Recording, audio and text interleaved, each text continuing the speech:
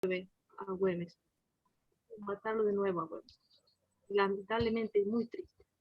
Yo agradezco muchísimo esta reunión, me pareció súper interesante. Saludo a todos.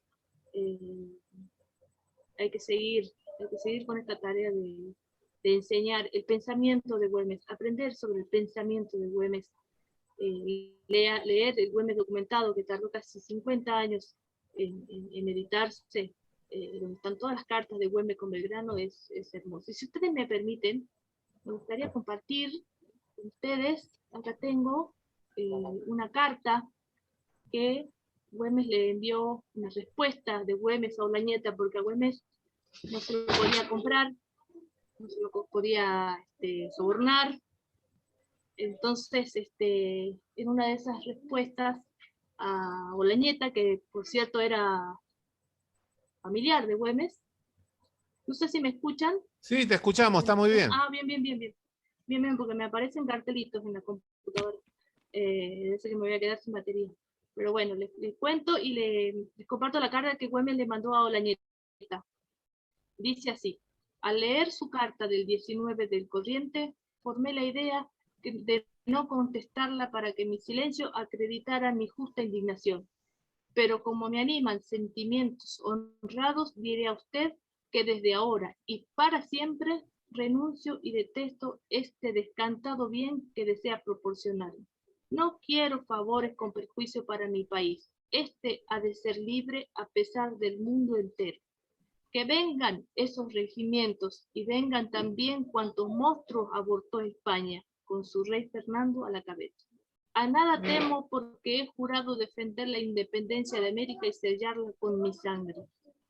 Todos estamos dispuestos a morir, primero que sufrir por segunda vez una dominación odiosa, tiránica y execrable.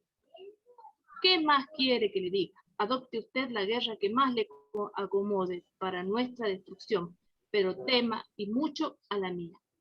Yo no tengo más que gauchos honrados y valientes. No son asesinos, sino de los tiranos que quieren esclavizarnos. Con estos únicamente espero a usted, a su ejército y a cuantos mande de España. Esto me parece realmente apasionante, el pensamiento de Güemes, que nunca se lo pudieron sobornar, nunca lo pudieron comprar, jamás. Y eso también hay que darle mucho valor y enseñar en las escuelas estas cartas. Porque hace falta mucho sentimiento patriótico, mucho. Les mando un saludo a todos, muchas gracias por la oportunidad. No pensé hablar, pensaba solamente escuchar, pero bueno, gracias por la oportunidad. Por favor, Vanessa, muy interesante tu aporte. Y este es un Zoom federal. Tenemos gente de Corrientes, gente de Salta, gente de Tucumán, gente de Santa Fe, de Rosario. Saludos a Corrientes. Ahora Saludos a Corrientes. ahí justo... Mi mamá es correntina. Así, bueno, mi papá y mi mamá son correntinos, así que también. Yo vivo en San Martín, los antiguos santos lugares de Rosas, pero mi familia tiene su origen en Corrientes. Y con respecto a lo que vos señalás, Vanessa, es algo que a mí me ha pasado, ¿no? Porque en la escuela secundaria yo generalmente doy clase de historia, de derecho y de política y ciudadanía, ¿no? Son las 3 materias que yo doy en quinto y en sexto año. Y Güemes nunca aparecía en las efemérides escolares, ¿no? Y, te digo que hasta ahora no aparece. Yo tengo un nene que va a sexto grado y la tarea para este bicentenario de Güemes ha sido hacer una biografía de Güemes. Nada más. Claro. Pero eso, para mí una puñalada.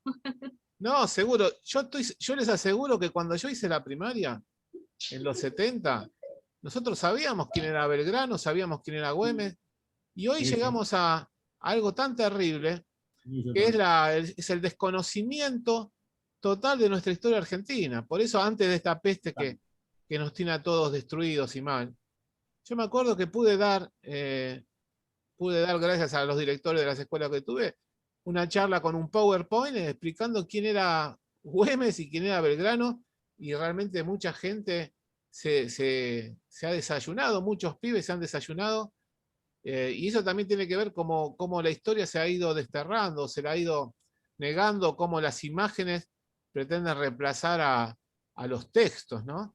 Es algo que vemos cotidianamente, es algo que vemos lamentablemente instituido, vemos hasta en los profesorados. Hoy día uno ve que hay egresados de los profesorados y que saben menos de lo que sabíamos nosotros cuando terminamos la escuela secundaria. Esa es una caída también muy grande en la calidad, en el nivel de los docentes, ¿no? Pero usted sabe que les comento una cosa curiosa que me ha pasado la semana pasada, hace un par de semanas, antes de que, porque ahora el bicentenario de Güemes todos son güemesianos, pero usted vio, Sí. y comentábamos en la mesa sobre Güemes y mamá me dice, pero él murió por pata y lana. Ustedes saben lo que nosotros acá en el Sí, norte sí, decimos sí, sí, pata y bueno. lana. Bueno, Esa es una de le las cosas digo, que se dicen, sí. una de las tantas.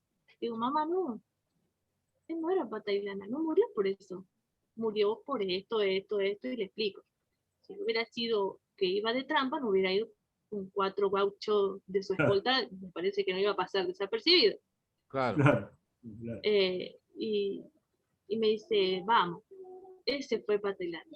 Entonces también está instalada en la gente grande.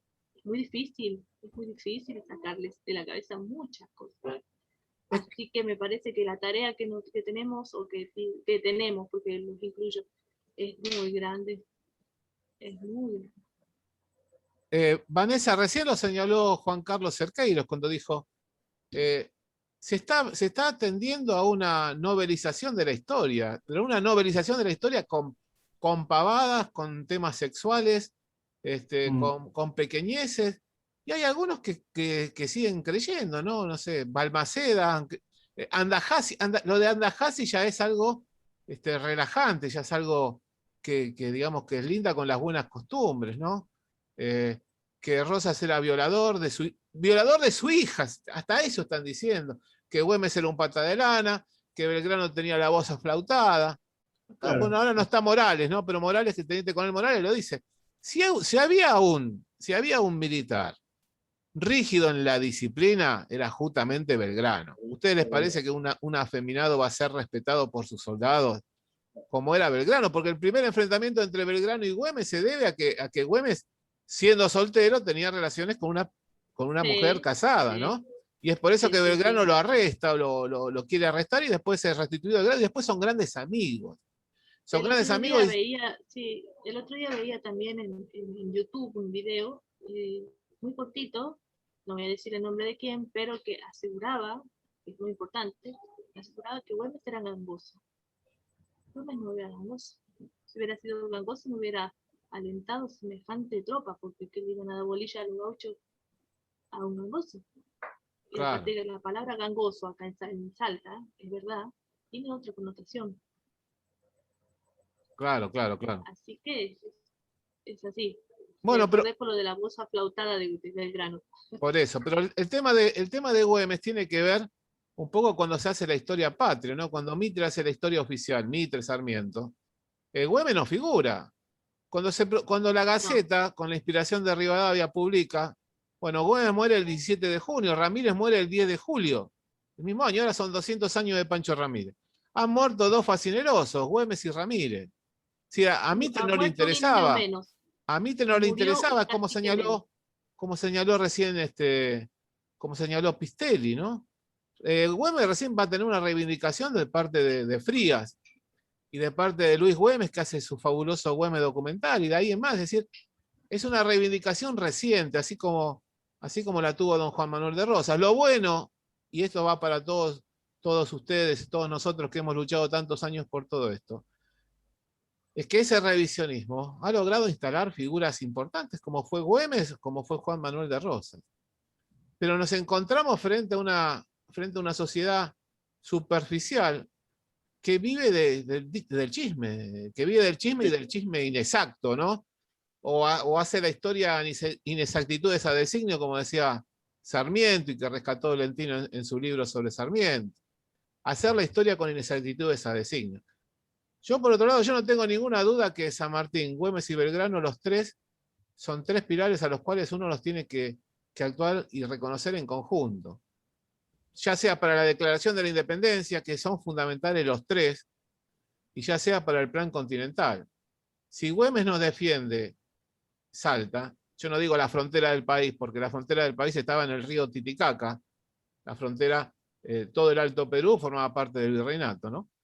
Si Güemes no defiende Salta, frenando esas 7 invasiones con jefes españoles que uno era mejor que el otro, La Serna, Canterac, o la Nieta, como vos recién nombraste, ese vasco indómito que fue prácticamente el último en rendirse, eran todos jefes terribles, jefes valerosos, Y muy tropas, preparados sí. y que fueron Y, vencidos. y tropas napoleónicas que habían llegado del norte. O Por sea eso, que por eso, por eso. geográficamente la lucha que se les dio geográficamente también fue importante. Por eso.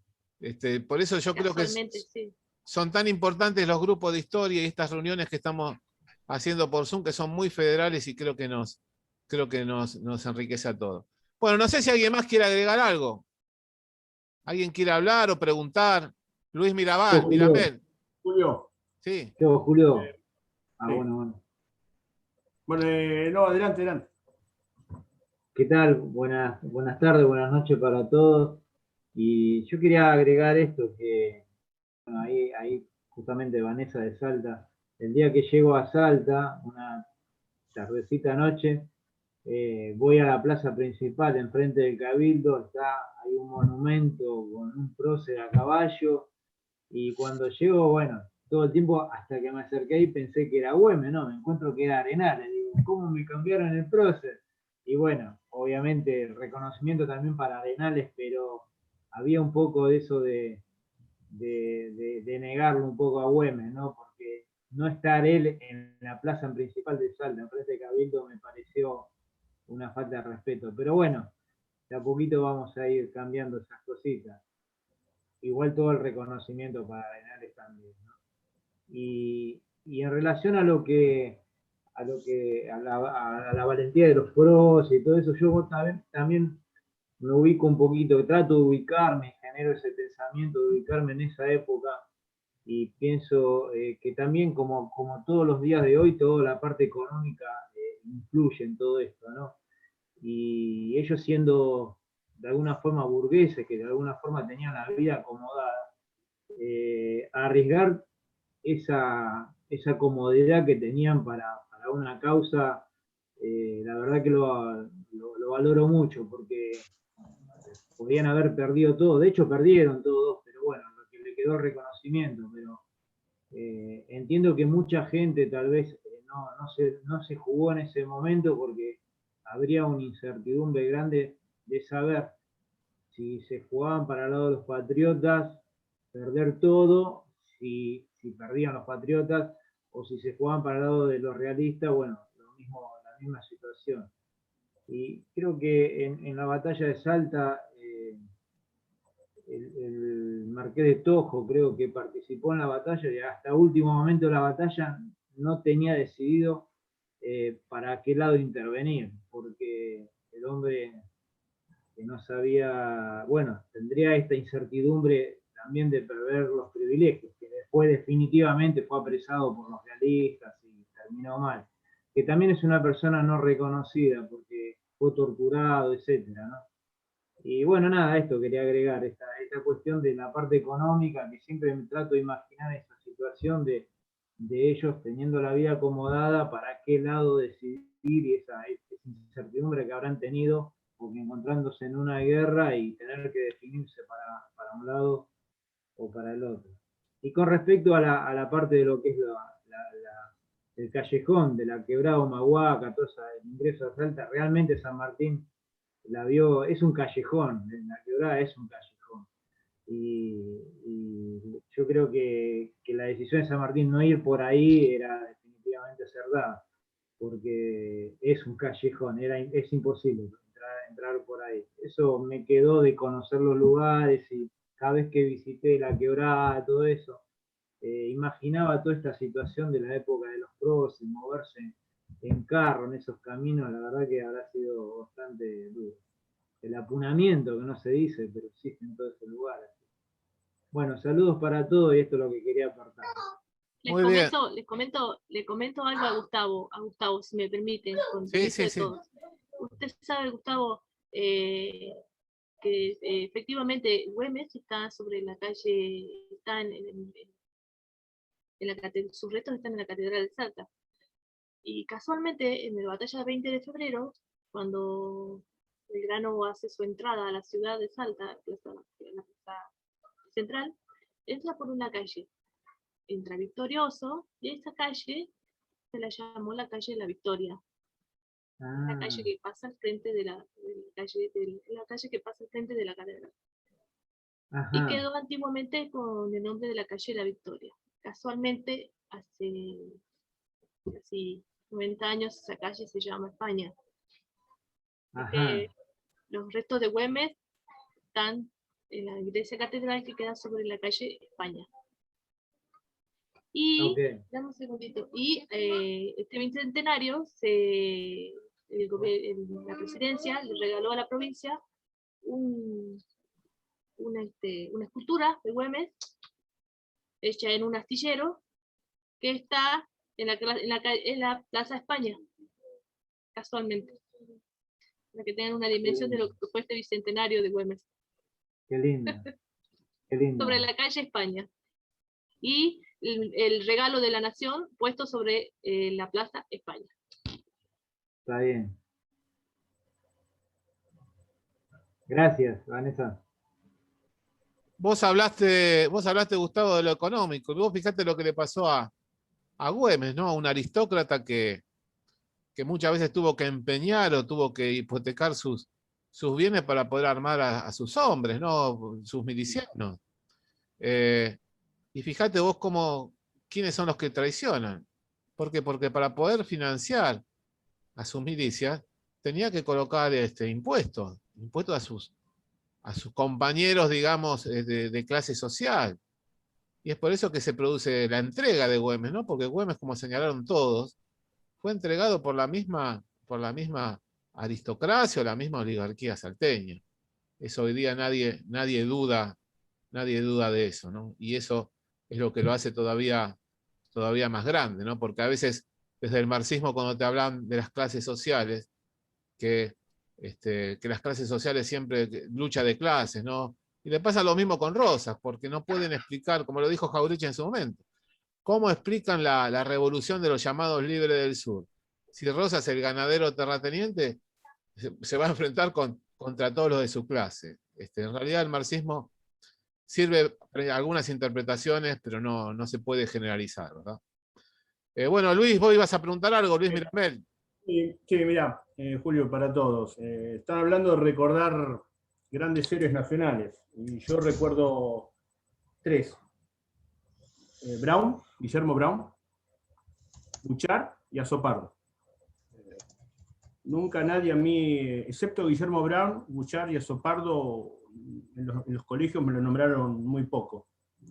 Y el otro día leyendo, y yo habiendo vivido en San Luis en el año 81 y 82, descubro y tengo un libro, y no lo he leído porque no he tenido tiempo, de uno de los primeros filósofos argentinos, que fue la FINUR.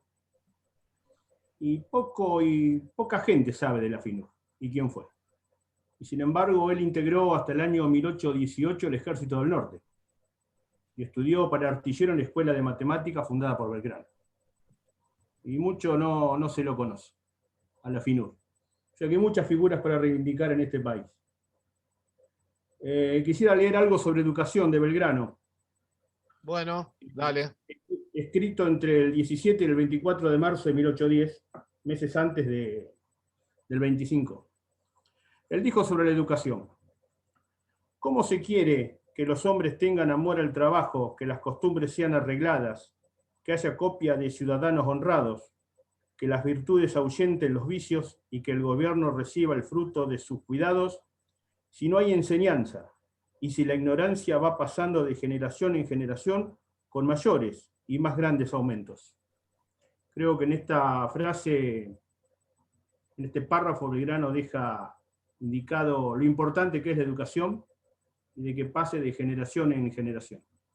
Yo, gracias a mis padres, mi mamá fue maestra y mi padre fue profesor, no exactamente de historia, pero leían mucho historia, me inculcaron el leer. Y dentro del leer, no solamente lo que me guste, sino tener conciencia de leer la historia argentina y dónde estamos parados. Gracias, Julio. Gracias a todos. Por favor, muy bien. ¿Alguien quiere preguntar algo? ¿Alguien quiere agregar algo? Ricardo Pousa. ¿No? Ricardo. Yo,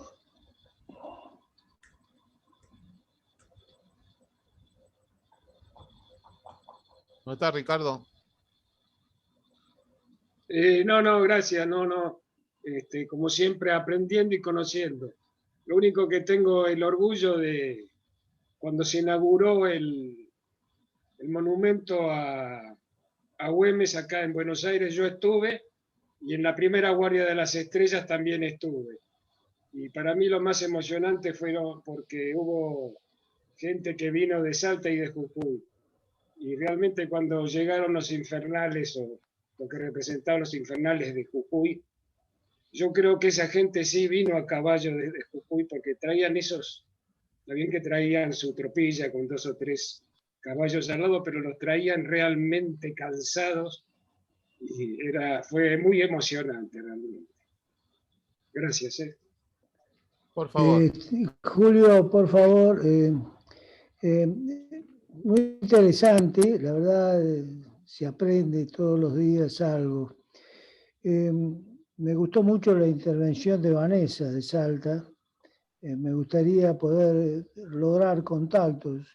Ella pone de alguna manera para podernos contactar, porque en cuanto pase esta pandemia pienso volver a Salta, porque he hecho contacto con la comisión Guardia Bajo las Estrellas y me gustaría conversar con ellos en la próxima visita, o con grupos de salteños convencidos. Realmente el problema de la actualidad es que al tener una historia mentirosa, una historia falsa, este pueblo es fácilmente conducido a cometer los mismos errores.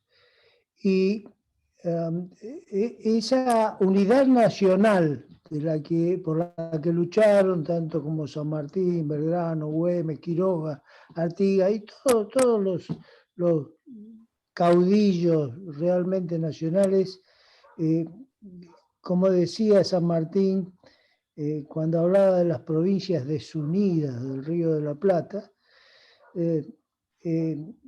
la historia se traslada hasta nuestro momento y encontramos personajes importantes de la política nacional que hablan de secesionar provincias argentinas, que hablan de dividir el país, y es algo que constitucionalmente debe ser reprimido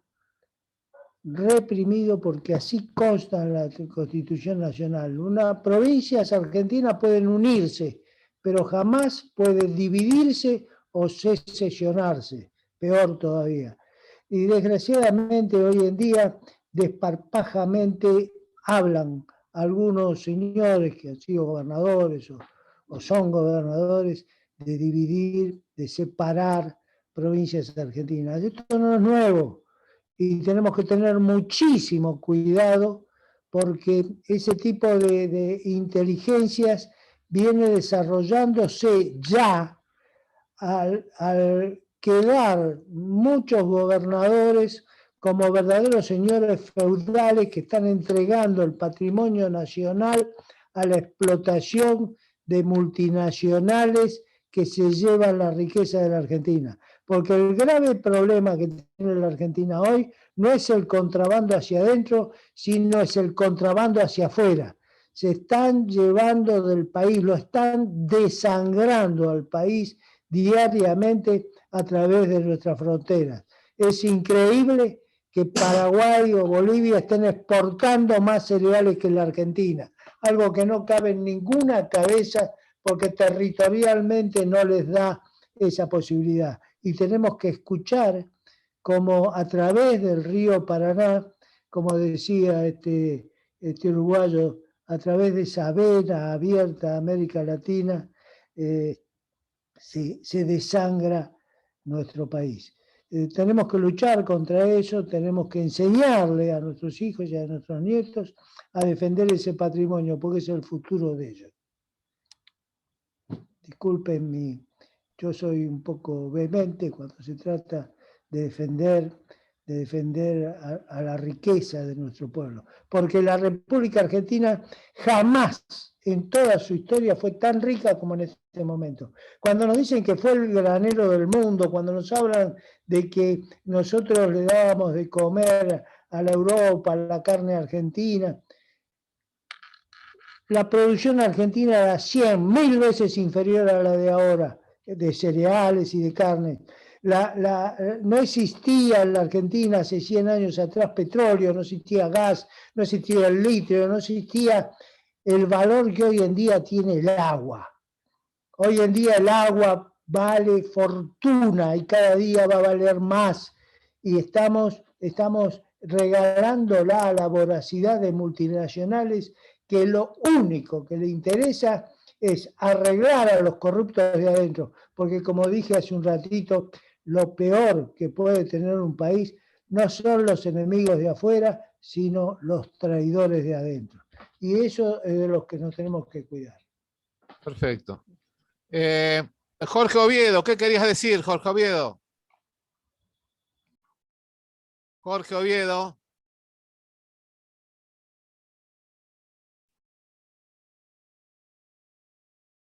Jorge. Querías hablar vos.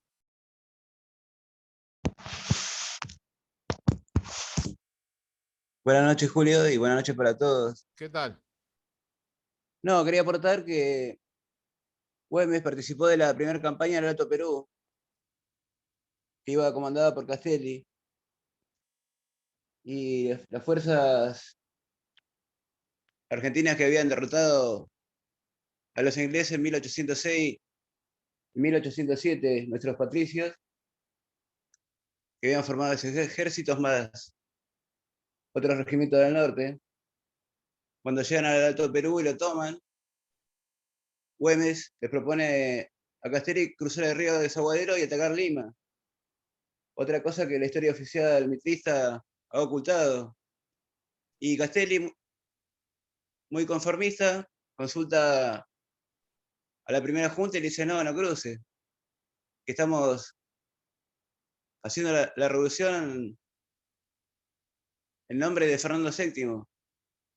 Y bueno, a partir de ese día no solo no se cruzó Desaguadero y se pudo llegar a Lima más rápido que San Martín, sino cuando son desalojados por los realistas, nunca más el ejército argentino volvió a tomar el Alto Perú.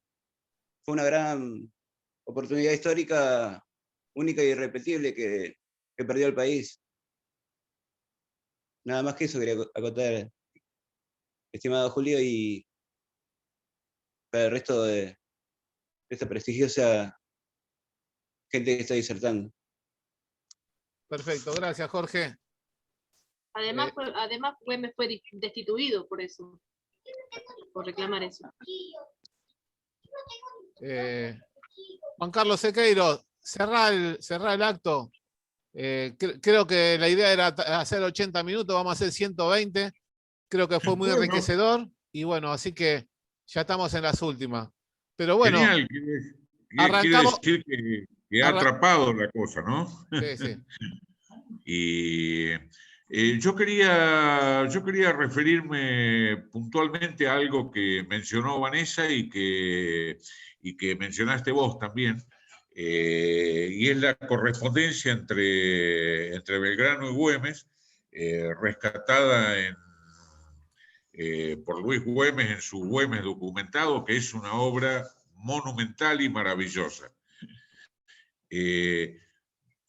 La primera es cuando yo leí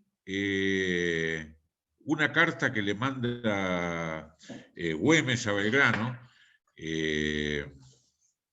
informándole sobre el estado de la vestimenta de sus tropas y la suya propia, realmente mueve a las lágrimas, ¿no?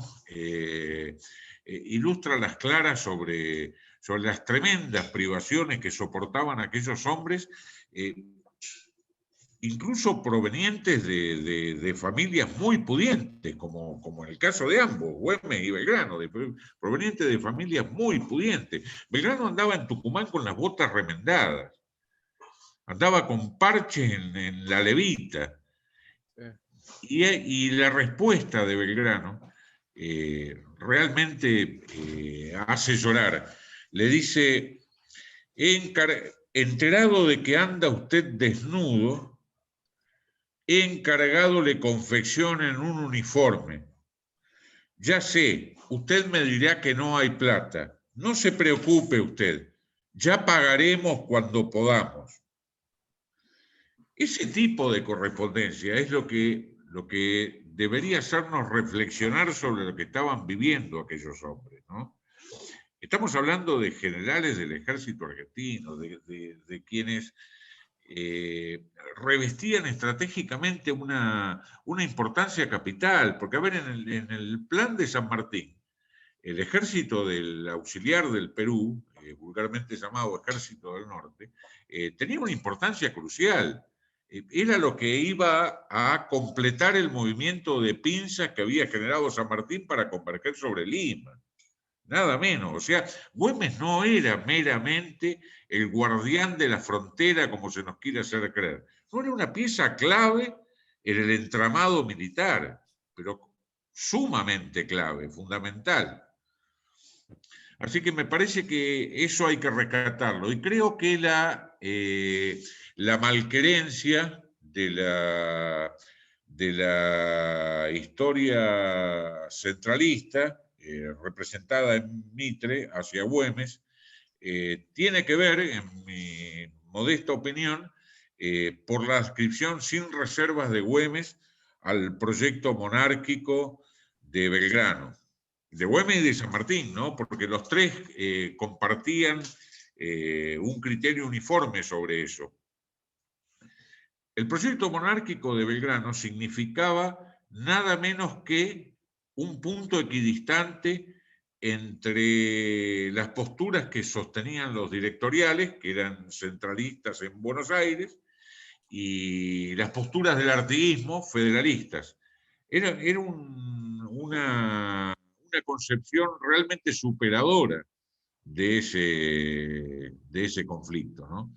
Y bueno, lamentablemente descartada al final por la defección y por la guerra de zapa diplomática que le hacen fundamentalmente los diputados porteños al Congreso de Tucumán, se deja de lado. Pero me parece